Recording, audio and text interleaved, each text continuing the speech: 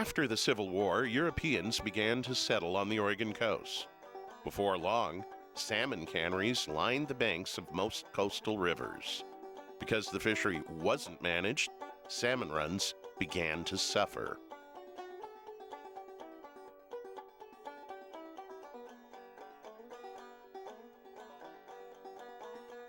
In the late 1800s, the federal government began to construct jetties that provided access to the ocean.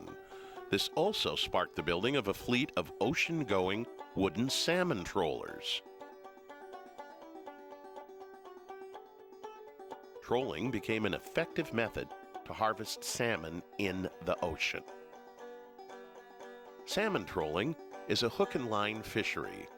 Vessels move through the water at about 4 miles per hour, or knots, towing a spread of flashers with barbless hooks. By the 1970s, the salmon fisheries on the West Coast were booming. A network of federal and state hatcheries released millions of coho hatchery salmon into the ocean. For coho salmon, a tipping point was reached in the mid-1990s. Populations plummeted. What happened? A natural shift in ocean conditions was a huge factor. High harvest rates on wild coho, and probably the release of too many hatchery fish, were other factors. Many fishermen were forced out of the salmon fishery. That marked the first major transition in Oregon's fisheries. Today, conservative harvest rates for salmon are in place. Watershed councils and soil and water conservation districts partner with landowners to improve freshwater habitats. Hatchery practices were reformed and modernized to take genetic factors into account. By the late 1990s, ocean conditions for salmon improved. All these factors helped coho salmon runs recover. Looking ahead, we won't witness a return to past practices in the salmon fishery, and that's good. Unfortunately, the long-term outlook for ocean salmon fisheries is clouded for reasons beyond our control.